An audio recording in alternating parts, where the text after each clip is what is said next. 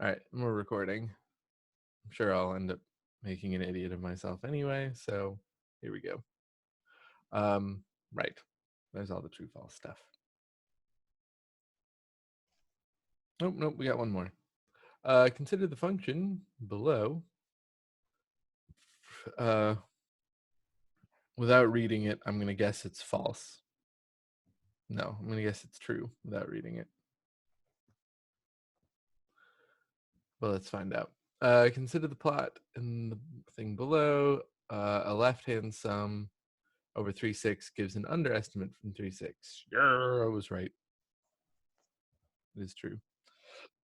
Based entirely on the fact that so far we had 4 falses and 3 trues. Seems like the kind of test that would have an equal number of true and false. Mm-hmm. I wouldn't really count on that on the exam, but well, especially since you might get randomized questions. Left-handed sum will be the underestimate because it's underneath the curve. Yeah, exactly.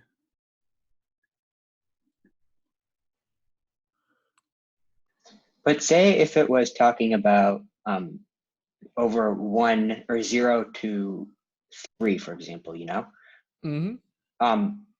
Actually 0 to 2 would be a better thing. Wouldn't it be an upper hand, like it'd be over an overestimate, but still if you took a left-hand sum? Correct. Yep. So it really matters about the integral. It does.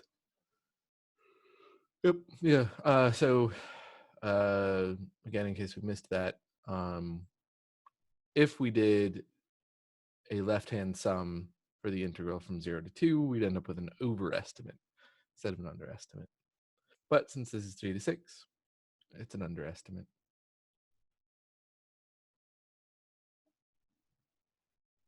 All right. Number 9. Given the demand function of D equals that and a supply function of S equals that, where P is in price. Give the equilibrium price. Oh, the equilibrium price is given by which of the following? Cool. Here's another concept from way back. That equilibrium price happens where supply is equal to demand. Oh, so just set them equal to each other. Yep. Don't That's even need any calculus for this one, which is Yeah, why I it was thinking. might feel a little strange. Oh yeah. Supply is equal to demand. So 3p plus 300 is equal to negative 5p plus 500. So 8p is equal to 200. So p is 25.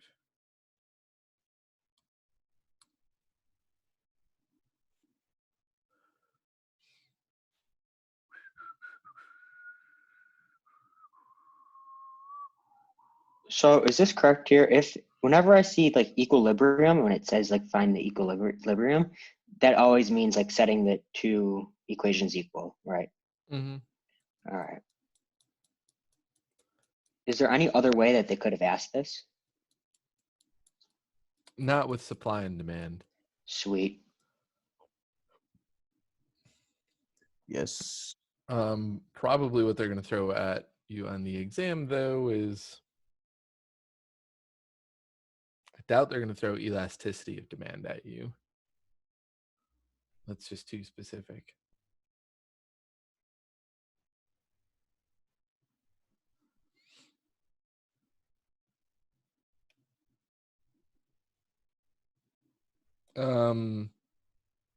They might ask for the equilibrium point or something and give you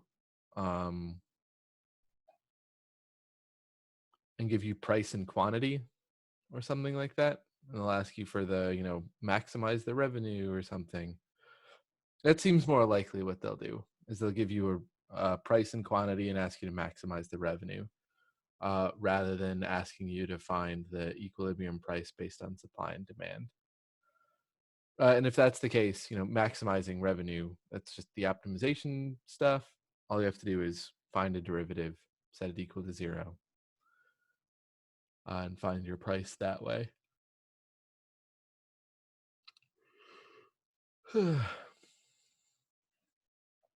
Okay. Find an antiderivative of this guy. So 2x to the 5th power, right? Because we want 10 over 5 minus 1/5 x cubed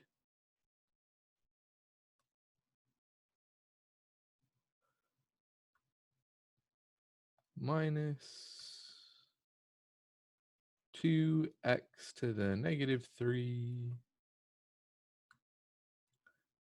over negative 3, but I already changed the sign for us.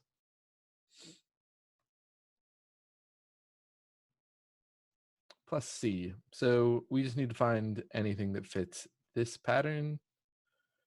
And it looks like that fourth one does.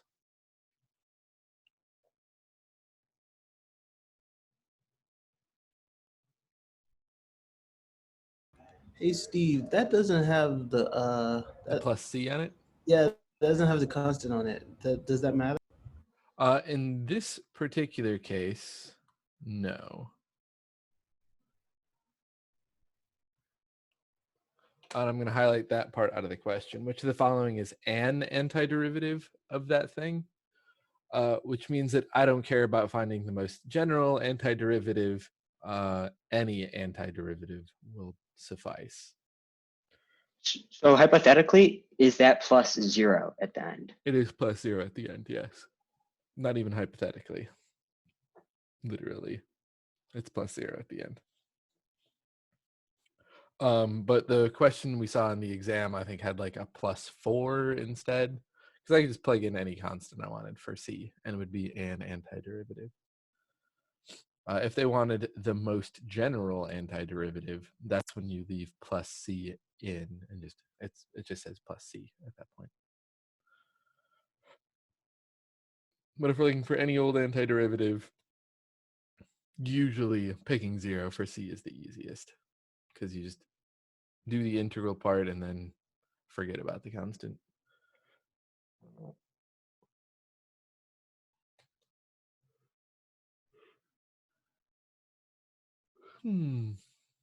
Okay.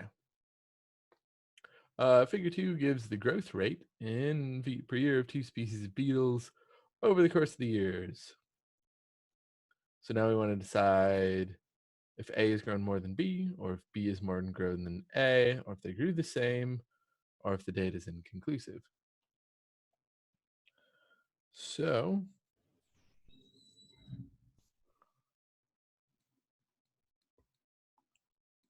Area under the curve. Yep, area under the curve. With also that little bit. So, since we're looking to see which one grew the more over the course of the 2 years, we want the area that's between these two curves.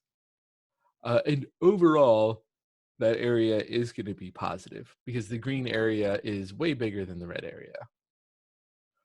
So that red area just means that, so the bottom function is A. So that red area is where A grew more than B. So A grew more than B in what looks like the very last year. But overall, B had been growing more than A by a lot. So why does it decrease so much with species B? You know, I would have thought the answer was A, but. Gotcha. What that means is that the growth rate of species B is slowing down. So at the beginning, they're growing, 12 feet per year. So it doesn't matter if the rate's negative or positive, correct? Like it's a negative rate, correct? Right. It's We don't. declining. Right. We don't so much care that the rate is declining. We just care how much it's actually growing. Yeah, the overall, like how much is like we're looking for the number of growth in like the beetles. So that would be like we're not looking for, because if it was like the growth rate, that would be like the derivative. Well, in this case, the growth rate is actually just the function we're looking at. Mm-hmm. But the total growth for species B would be let's erase this for a minute. Total growth rate for species B. Nope, that's not what I want either. This way. Total growth for species B is that blue area. Why did I make smaller lines in between? That doesn't look good at all. Sorry, I'm being picky for like no reason.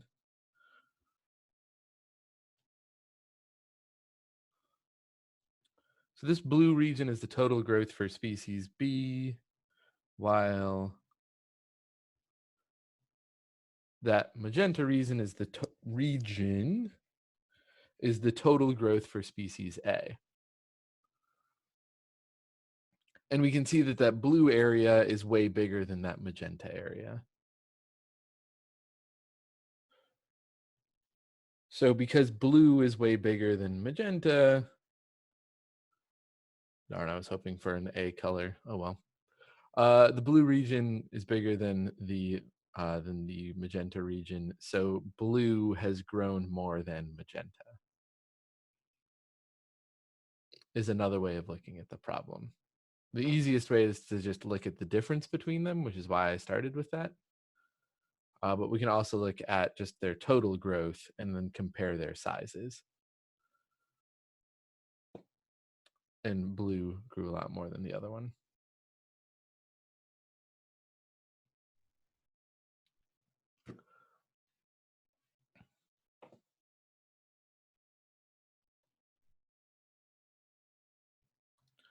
So I'm going to go back to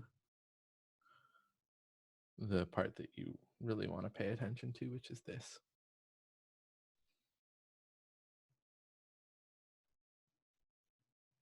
All right, 12. We've got a derivative of q is given by which of the following? So q prime is 1 over x squared plus 1 times 2x.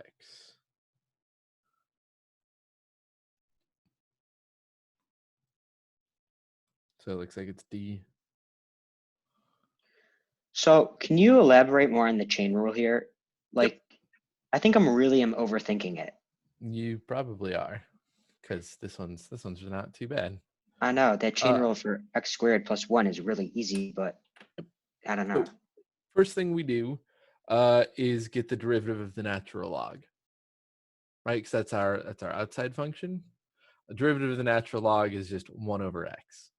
Or since it's the natural log of x squared plus 1, the derivative of the natural log is 1 over x squared plus 1. Right? Anytime we take the derivative of a natural log, it's just 1 over whatever's on the inside.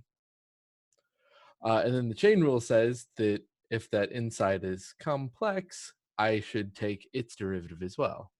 So after I take the derivative of the natural log, then I have to go deeper and take the derivative of x squared plus 1. And that derivative is 2x plus 0. So when you take the chain rule of x squared plus 1, are you taking the derivative of each individual piece in there? Yeah. All right. Yep. And derivative of 1 is 0, so I just didn't bother writing out plus 0 because that's cumbersome. I just wrote down the 2x.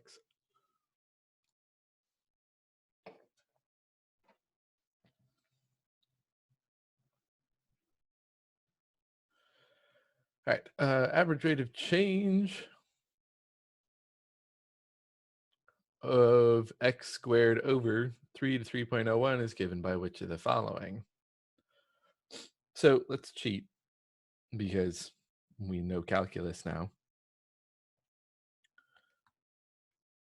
We'll do this part in black. F prime of x is equal to 2x. And f prime of 3 is 6.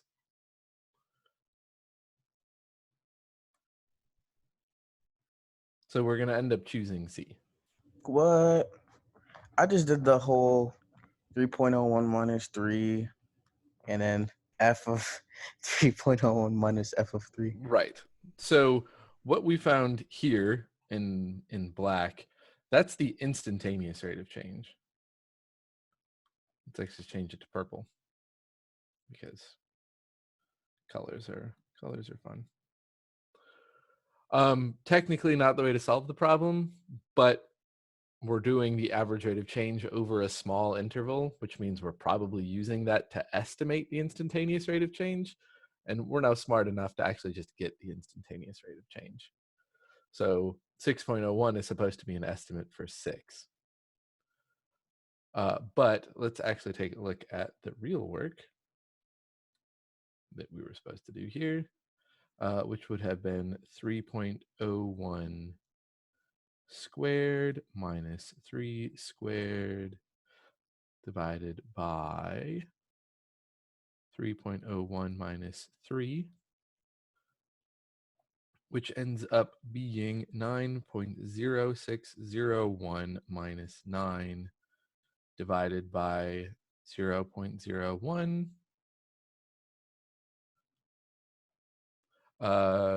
which is 0.0601 over 0.01, which is 6.01.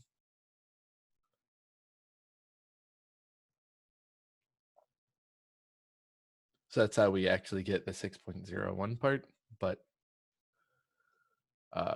we were clearly just after 6.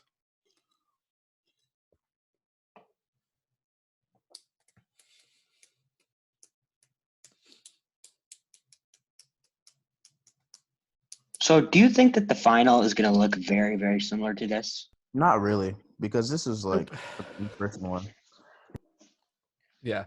Very, very similar? No. Relatively similar? Yes. Define that. It'll probably be from the questions will be pulled from probably the same test bank that we got like for our other, the quizzes and the mini tests. So like if you were to look at those questions again over all of them over, you'd probably be ready for it. So I think that this will be as similar to the final as all of the other practice exams have been to their respective exams. So not very similar. I'd say this one's actually the most similar to any test we've had. Oh, well then this is probably more similar to the final then. Because Never mind. Only the true false were. Gotcha. Yeah. So I mean, yeah, this is an exam that was given back in the day of in-person written exams. And of course, now we're doing online multiple choice exams. So there's definitely going to be that difference. But yeah. I forgot where I was going with that. Ooh, I also forgot to do that other thing. I double forgot to do that other thing. Crap. And I'm recording all of this. Yeah. Nice work, Steve. You're the best.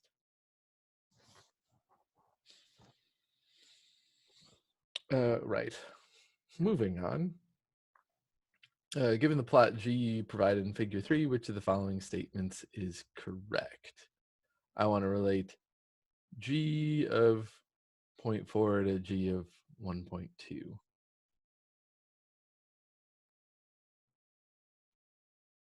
And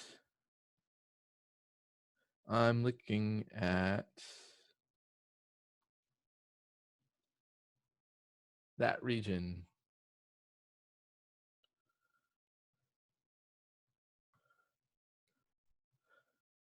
So what I know is that G of 1.2 minus G of 0.4 is equal to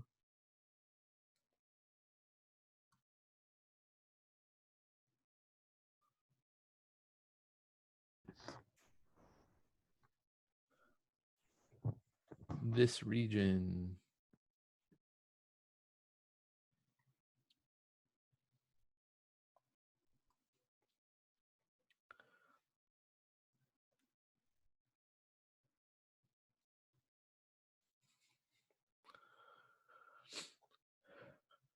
Right, so that's what we get from the fundamental theorem, is that, if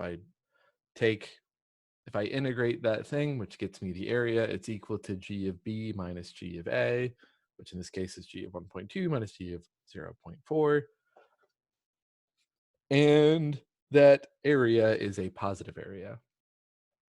It's a positive integral, which means my function got bigger from 0.4 to 1.2. So g of 1.2 is bigger than g of 0.4.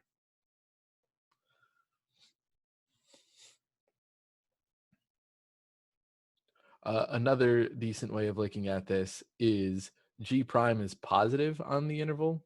G prime is always positive on this interval, which means g is always increasing from 0.4 to 1.2. That's the old derivative way of looking at stuff. Oh, I could have just thought of it like that. Okay, that's Right. good. So, yeah, you could think of it back as just a derivative problem because we learned how to talk about it then, or we could look at it as an integration problem, which is the new stuff. Either way, we get that the function gets bigger on that interval.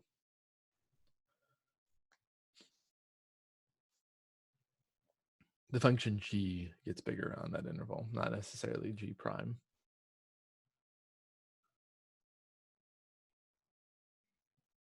All right. This summer, Boris decides to put a rectangular swimming pool in his backyard. Material uses the borders because it's $10 per square foot. That's $5. He would like the pool to have an area of 512 square feet. Use this information to answer questions 15 and 16, which the following provide correct expressions for total cost, and then answer the other thing too. Okay, so L is $10 per foot, W is $5 per foot.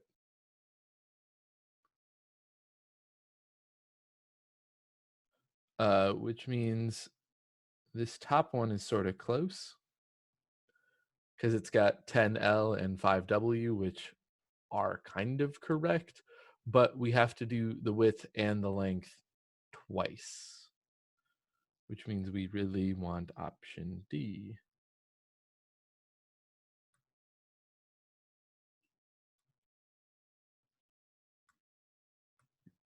I just drew the whole diagram thing and just did the Exactly. perimeter. You can just Yep. do like the perimeter thing. Right, so it's a pool, so we'll shade it in blue. And what's going on over here is that we have two lengths and we have two widths.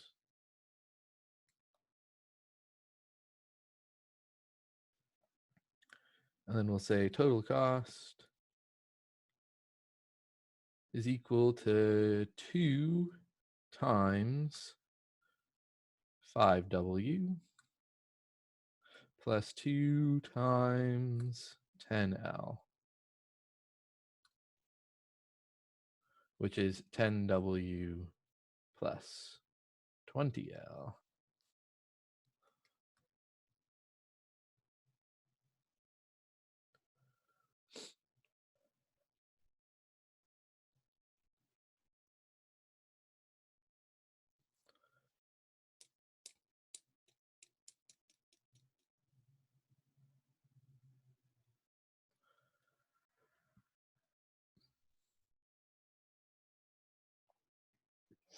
And then the second one is just optimization.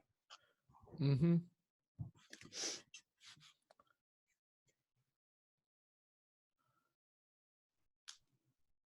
Most of these questions weren't too bad. Mm-hmm. So without doing any work,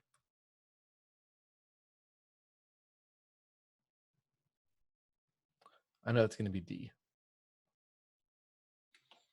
Yes, it is. Yep. So, and I know that for a couple of reasons. One, since it's multiple choice, and just kind of cheat and look at the multiple choices. And I need the product of length and width to come out to 512. Now, unfortunately, they've set up 3 of the 4 to actually multiply to get 512, but that does let me rule out the 20 by 30. I know that can't work because I don't get an area of 512 square feet. But another thing I kind of know, looking at that length and width, it looks like the width should be twice as long as the width should be twice as long as the length, because the width is cheaper. Which means I probably should have drawn my L and my W to look different up here.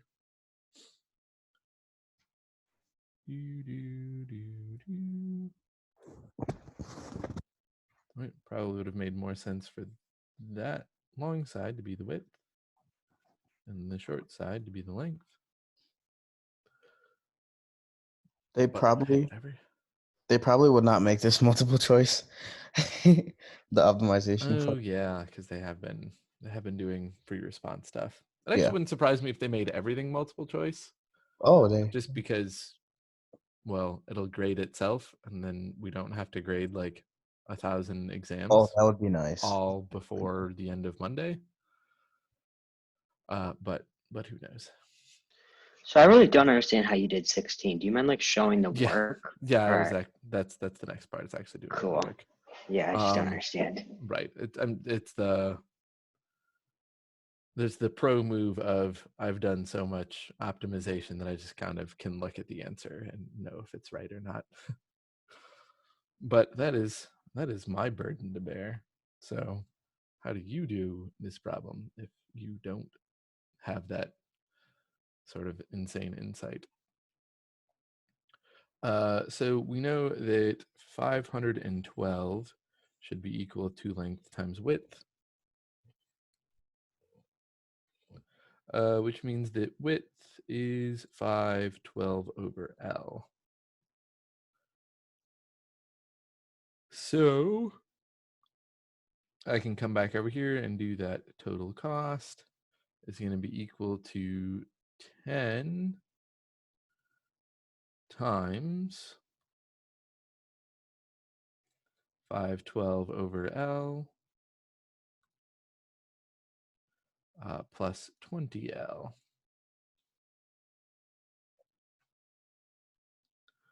Which, to make this a little bit nicer for a derivative, 512 with a 0 on the end, L to the negative 1 plus 20L.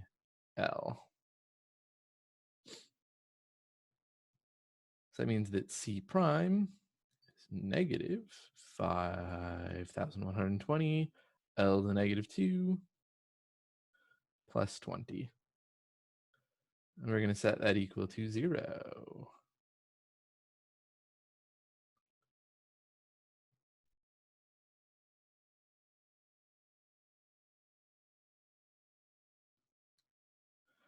So what do we want to do from here? 20 is equal to negative 5, L to the negative 2. So that means that L squared, they're not supposed to be negative anymore, because we did the thing.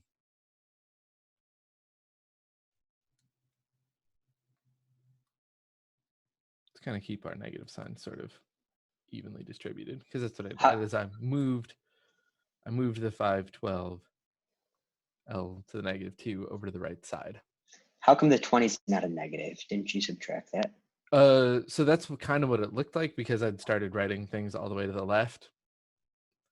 I moved everything over to the right to kind of, I hadn't organized my equal signs to look nice for you as the viewer sort of watching the math that's happened. Because no, I didn't subtract 20 to the other side. I added the 5,120 L to the -2 over to the right side. You sort of like follow the equal signs. Because now at this point, I'm dividing 20 to the other side, which means I get, oh, come on, powers of 2. This isn't difficult. 256.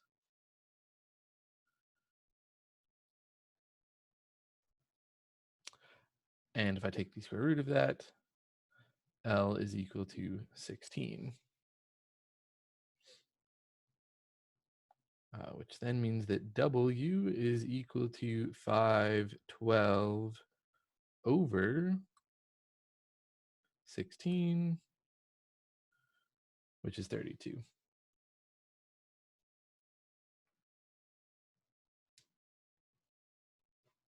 Blech.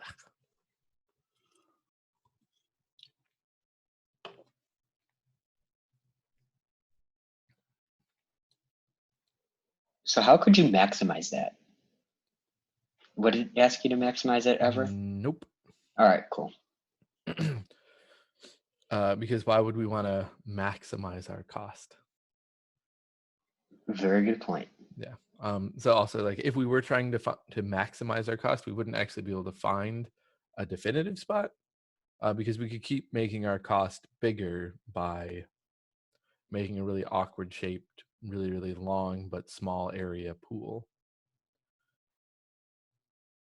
And we're not about that life. Also, yeah, maximizing the cost of a project doesn't usually make sense. Cost is something we want to minimize. But cool, we got a population of ants modeled by that thing where T is that. Use the information, blah, blah. Which of the following provides I prime of 7? Well, let's get I prime. 0.2 T plus 0.3.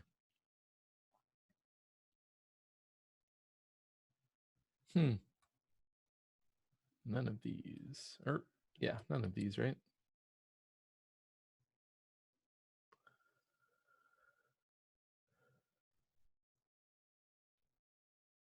Yes, that's correct. Yep, closest Look we at the get is key. D, but it still has 7 squared, and we don't want squared anymore. So none of those provided the correct derivative. Determine I double prime of T. What does it tell you about the rate of change over time? Well, I double prime of T is equal to 0.2. And as an editor's note, that's positive. So C.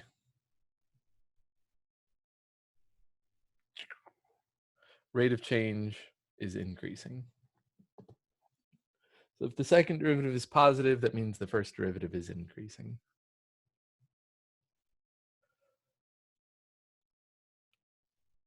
Also means that our original function is concave up.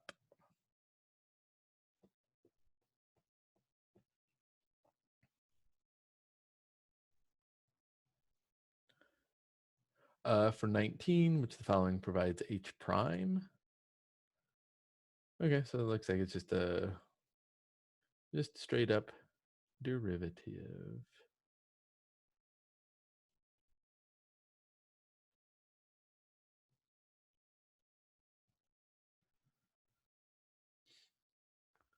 All right, so if we just go to take a derivative here, H prime of T is 100 times 2.05 to the T times the natural log of 2.05.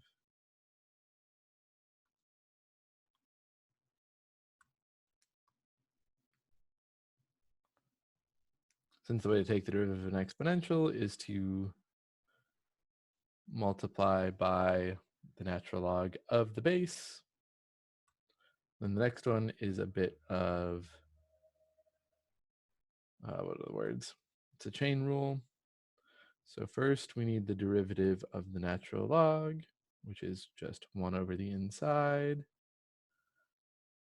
And then we multiply by the derivative of the inside, which is 2t.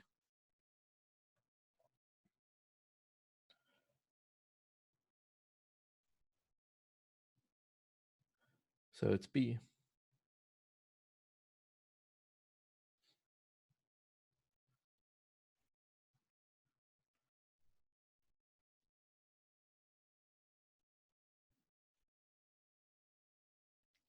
In which the following provides the correct equation for the tangent line at t equals 1.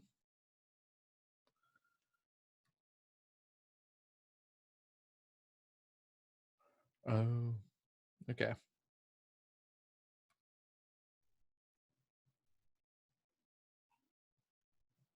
It's that one. So it should be y minus y1 is equal to m times x minus x1, because that's point slope form. y1 is h of 1, m is h prime of 1, x1 is 1.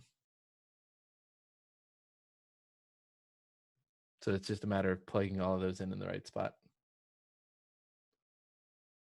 which is what D does.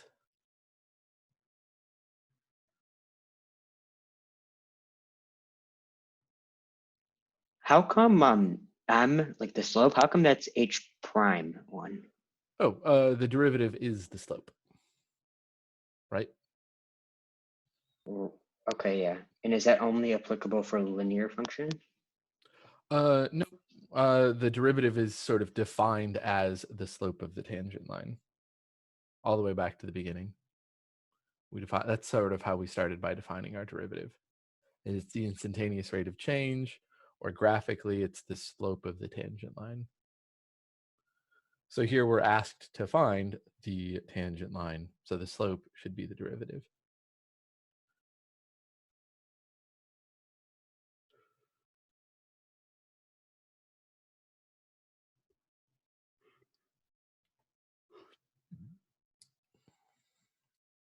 All right, then we have a rate of change with a value of Janae's Amazon stock, S prime, dollars per day, provided, and the figure is S prime, which of the following is the correct interpretation of S prime and S double prime at t equals 6.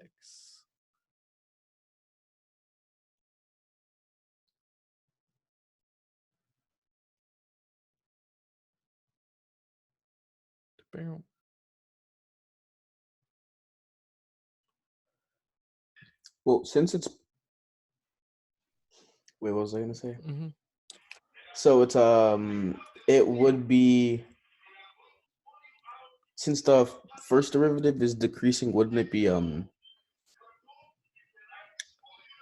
don't know how that affects the second derivative though, if we have the first derivative, but Gotcha. So S double prime we know is negative, yeah, it's negative from right? Or at 6, it's negative. I should be specific about that. And then we know from where the point is, right here, S prime of 6 is positive.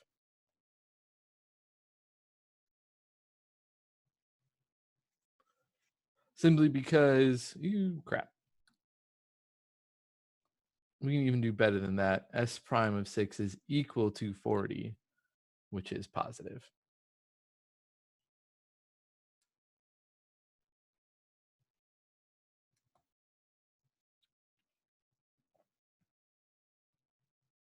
And so the derivative is positive, but the second derivative is negative, which means that the it's stock decreasing is less. increasing, What? but it's doing that less and Oh, less. okay. So the first derivative is positive, so that would mean it is. So that has to mean it's increasing. Okay. Yep. So, because are we? What are we? Are we looking for? Are we like in terms? Is this in terms of S double prime or in terms of just S? This is in terms of just S. Okay, yeah, that makes sense. Okay. Yep. So is Janae's stock or Janae's stock is decreasing more and more? Is that even like a thing? Yep. Mm-hmm.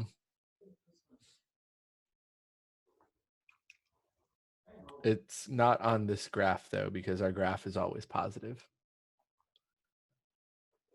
In order to be decreasing more and more, we would have to have a negative derivative that is decreasing.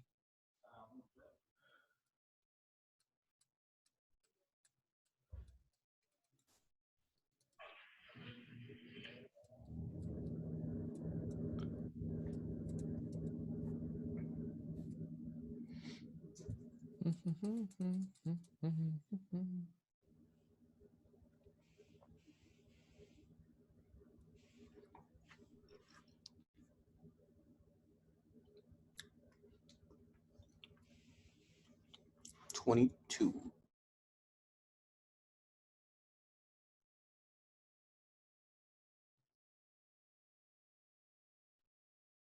I think I put 0 for this one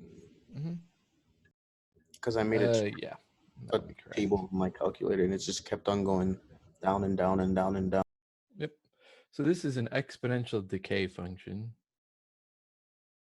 So if we were to draw it out,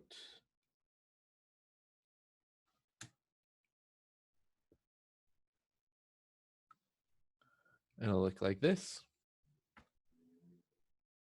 And we're looking at its end behavior, which is where it's going to 0.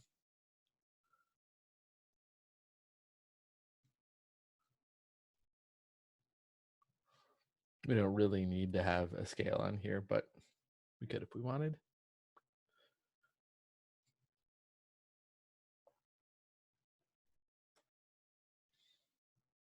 Is there a way to do this on the calculator, like to solve that limit? Not really. I don't think. Or at least, like, I don't know how you take limits as x goes to infinity on a calculator. That's usually more of a concept type thing. But I also sort of haven't used calculators in a while.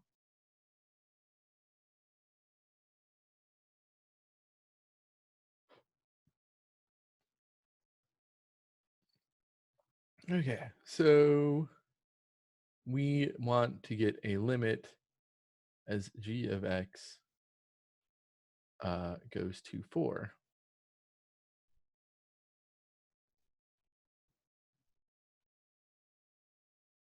So what we want to do is look at two pieces. I want to look at this function and this function. I don't care about what's in the middle.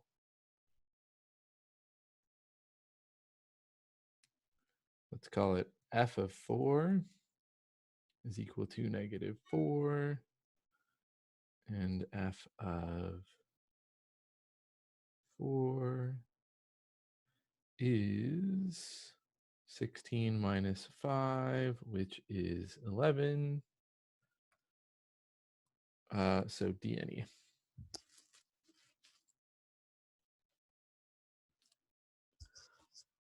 Because if that limit was going to exist, I would have needed these two things to be equal to each other. So what we were doing here really is taking a limit from the left in purple and a limit from the right in magenta. And since they didn't match up with each other, the limit does not exist.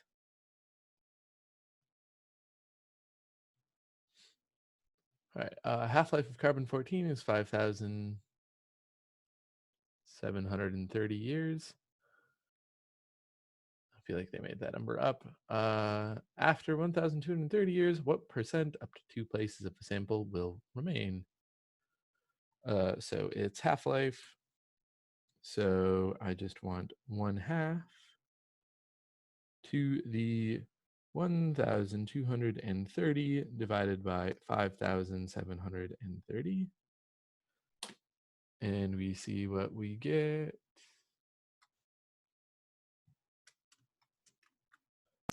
I do it a little different. Like my setup, I do it weird. Gotcha. Seems like people usually say my setup is weird. 0.8617.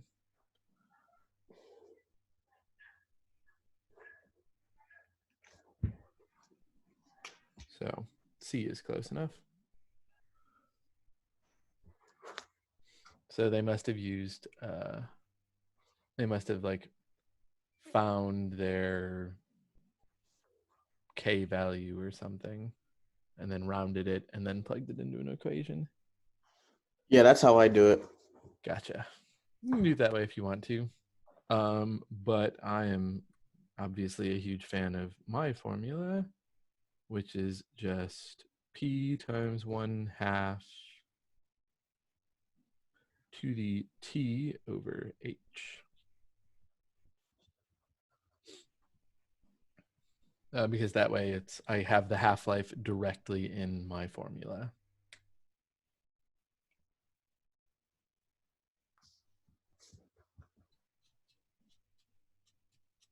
And on to 25, Mindy and Cora have a rate of income, thousands of dollars per year, from 2010 to 2015. Who had the greater change in income, Mindy or Cora? So we're looking at the same thing that we saw a while back.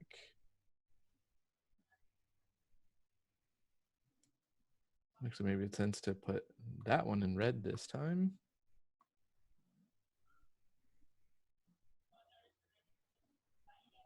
And this one in green, since we stop after 5 years. So this time we're asking, who had the greater change in income?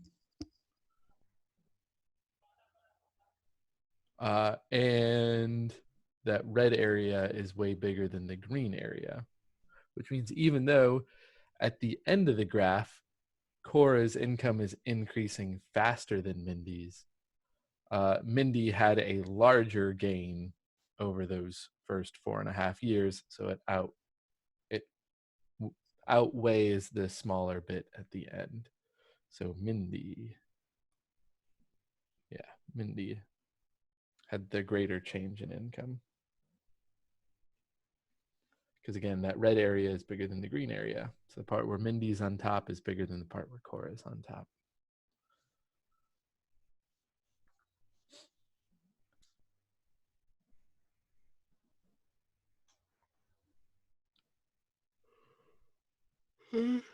Which the following provides the most accurate estimate of how much more income the person who earned the larger amount earned than their counterpart from 2012 to 2015.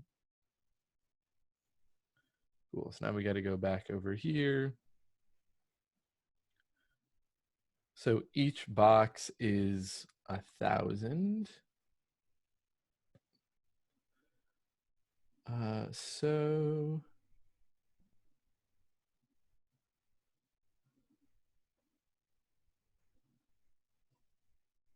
we're doing a real rough estimate here.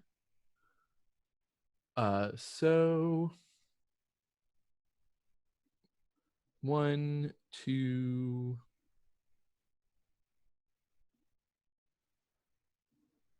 3,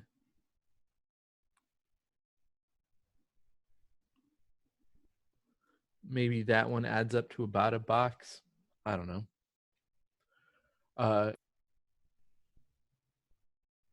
And then, we've got like this zone up here and this zone right there. Maybe those are about equal, so they come out in the wash. About 4 boxes ish. Definitely not 18. So we're going to choose one of the 4,000 options. And it was Mindy. Earned approximately $4,000 more than Cora.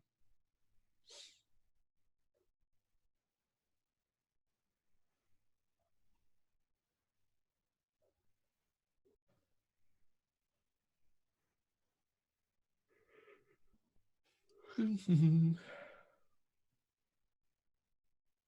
right, figure 6 provides a plot of P prime.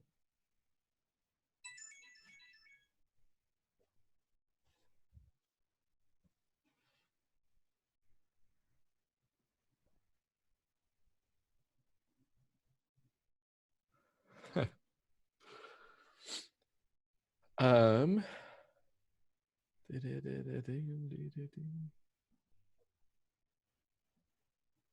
right, so figure 6, plot of P prime. Use the plot to answer those questions.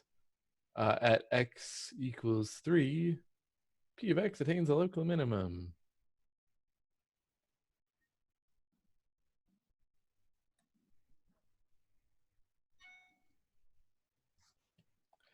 And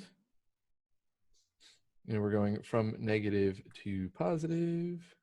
So that looks like it's true. I say true and then I circle false. That's an unfortunate mistake. So yeah, I'd say that P does attain a local minimum at 3. So for which of the following is P strictly concave up? So I want P prime to be increasing for that whole period. So probably 1.5 to 3.5 or 3.8, I guess is close enough. So it's this one. Be careful on A up here because they're just trying to throw you off with braces instead of parentheses. Oh, okay. So when it says T equals and then it uses braces, that means T is equal to only those two numbers. Rather than if we use parentheses, that means the interval between those two numbers. The squiggly brackets are for only the things inside this set and nothing in between the numbers in this set. So It's kind of a cheap trick. But so when it's asking for a concave, how would we be able, because this is the first derivative, right? Correct. Wouldn't the second derivative tell you concavity though? It does, which means I'm looking at the slope of the first derivative. Okay. So it's so it's increasing from that point. So we know that it's concave up. Okay. Exactly. Yeah. I see that my derivative is increasing on that purple interval. So then we know the second derivative will be positive at the interval, and if it's positive on an interval, it's concave up in the original function. Mm-hmm. So 29 is where that thing I just talked about a second ago actually comes in.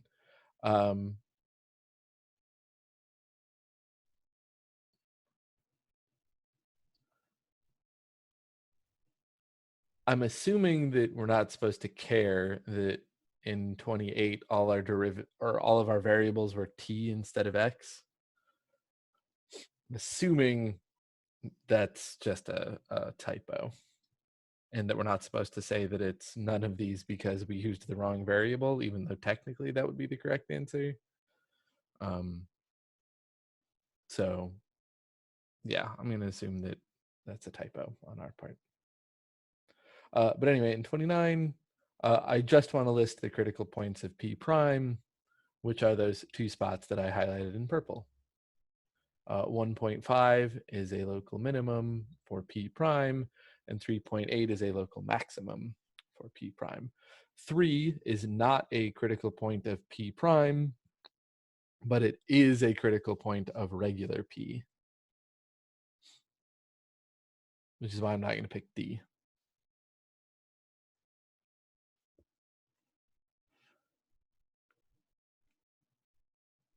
Wait, for the critical point,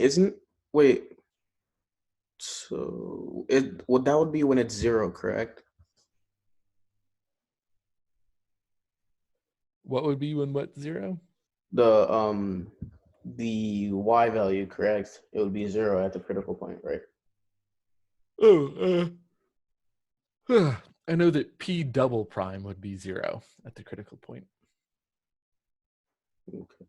because I'm Okay. looking at a graph of P prime, which is in fact why I choose this function. Yeah, I'm talking like about 29 because that's what I was.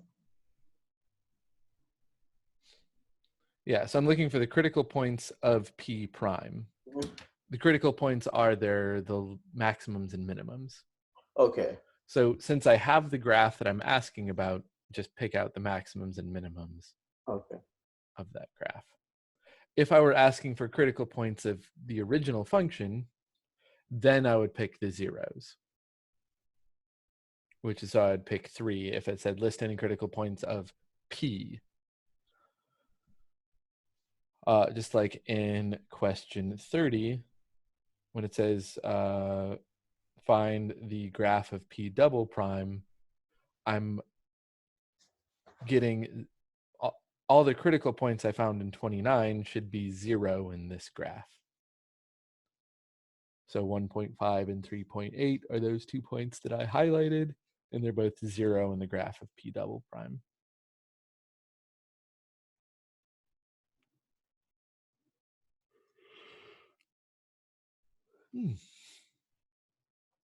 All right. Table below gives the values of the derivative of a function. You may assume that that function is continuous and strictly increasing or decreasing between points. Use the table to answer the question.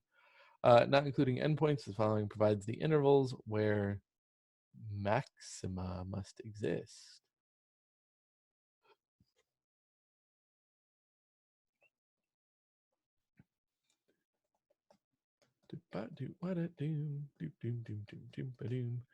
So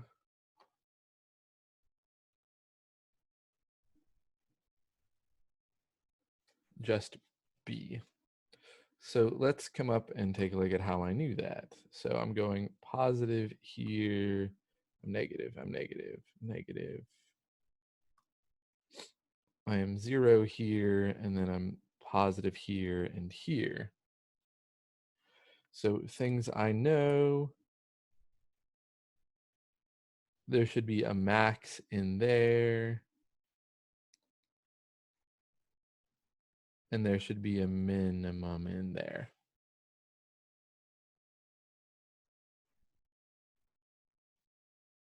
So I'm just looking at the sign changes of the derivative. Right? Wherever the derivative changes sign, I should be able to find a maximum or a minimum. It's a maximum if it goes from positive to negative, and it's a minimum if it goes from negative to positive.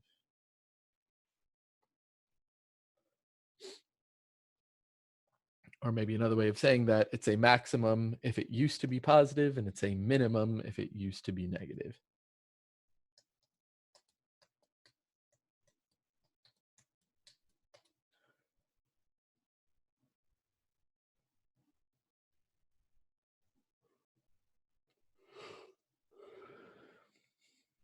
All right, then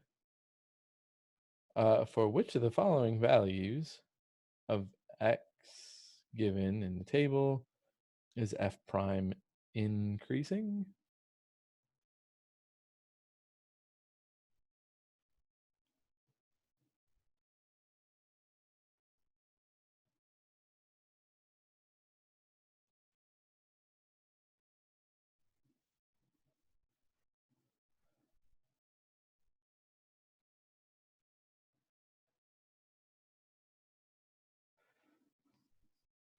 And it's C.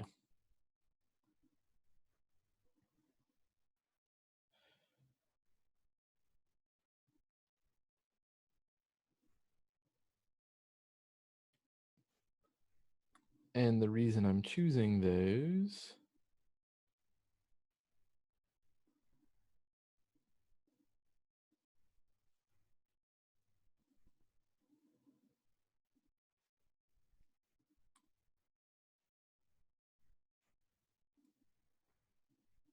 I'm sort of looking at these numbers. All the numbers are going up in the purple region, and all the numbers are going up in the pink region.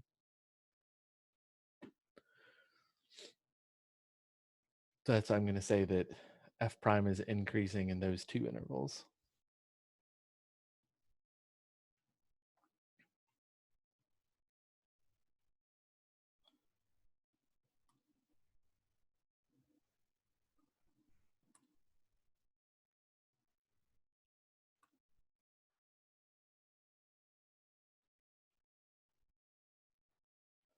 Right, and 33, not including the endpoints to the following points must be a point of inflection. Did we do that right up above?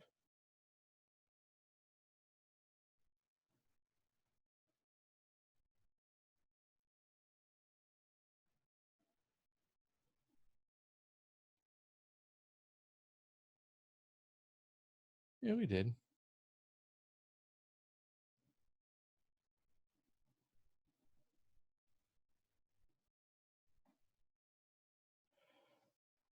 So for the points of inflection, I'm just looking for local maximums or minimums of the of f prime. And of that stuff, -2, 0, and 2. Oop, sorry, -4, 0, and 2.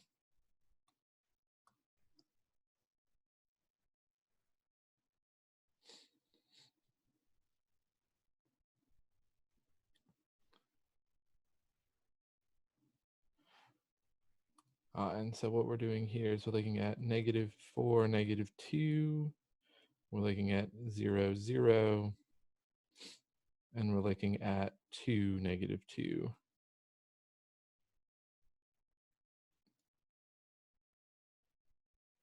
F prime min. This is an F prime max. This is an F prime min. Oop. This one should have been -4. So the points of inflection are the critical points of the first derivative. That's how we're finding these. On the graph, points of inflection are spots where the concavity changes.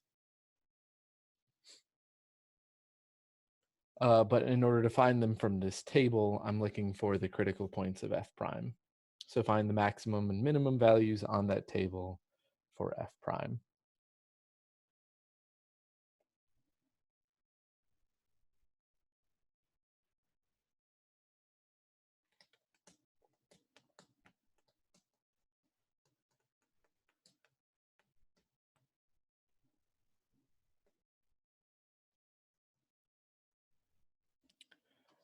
So which of the following provides a left-hand sum on the interval -6 to 6? And delta x should be 6 minus -6 over 4. And 12 over 4 is 3.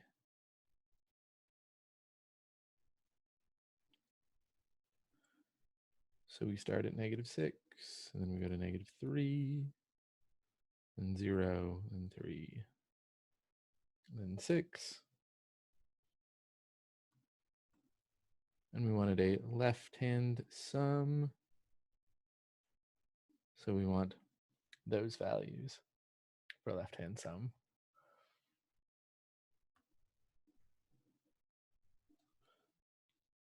So it looks like we wanted A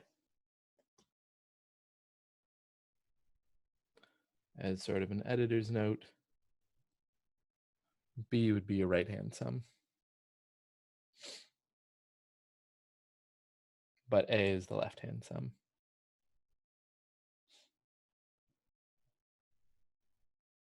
All right, 35, which following provides the derivative of that function. So here we got to use the product rule. So Q prime is up here, E to the, hey, come back here.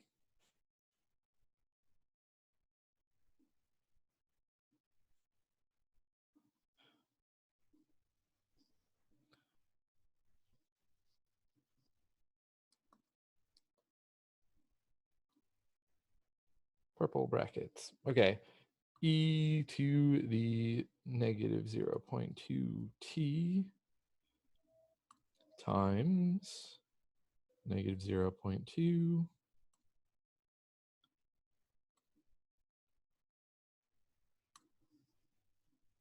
times 3t squared plus 1 to the 5th plus e to the negative 0.2t times 5 times a bunch of stuff to the 4th, where that bunch of stuff just is the thing left unchanged, 3t squared plus 1. Then we multiply by a derivative, which is 6t.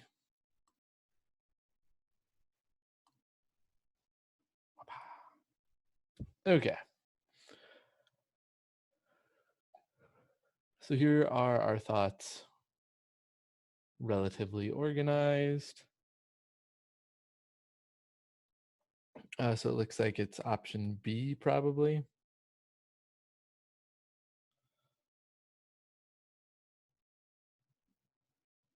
Yeah, it's option B. So the parts in purple are where I actually took a derivative part.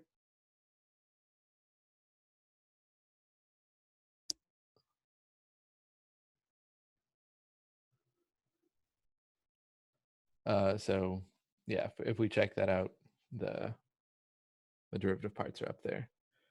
So here is the first derivative we took, and here's that second derivative we took, where everything else is, just left alone. Coming back to the chat, I thought delta x would already be our width. If n is equal to 3, then we would use that to find the width for 34.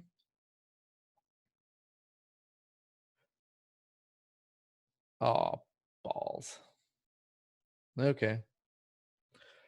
Yeah, I was going fast and not really paying attention to what the question was actually asking in 34. So yeah.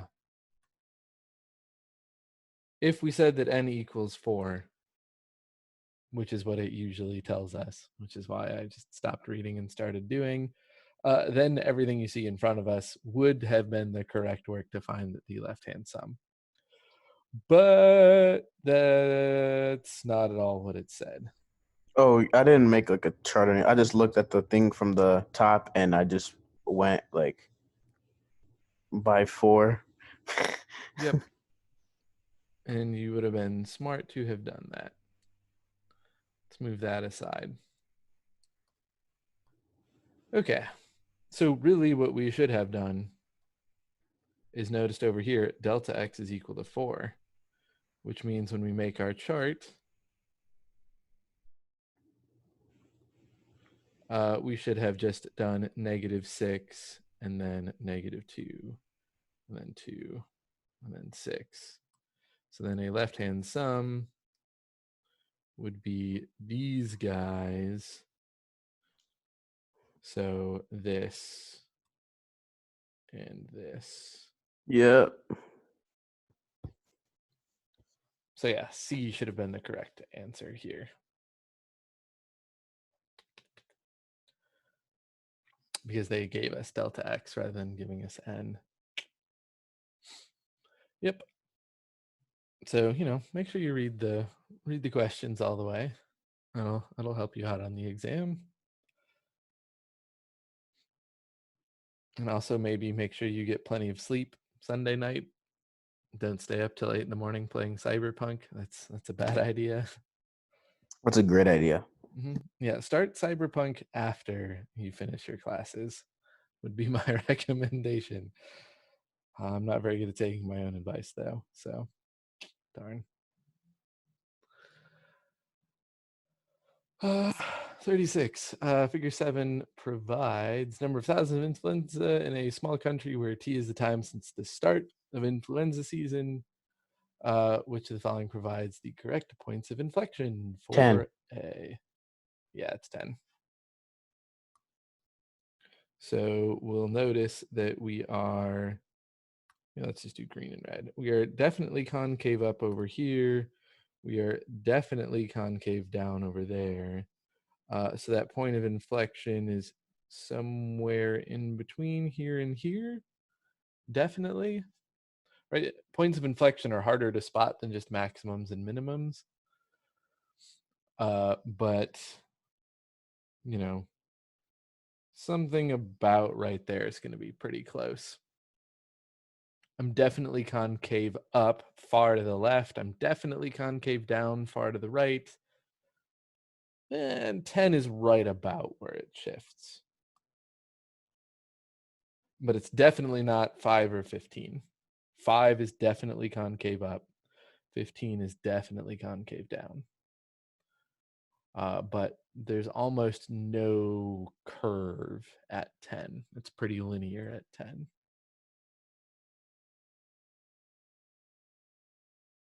No, hey, and that was our last problem. What do you know? Great success. Ugh.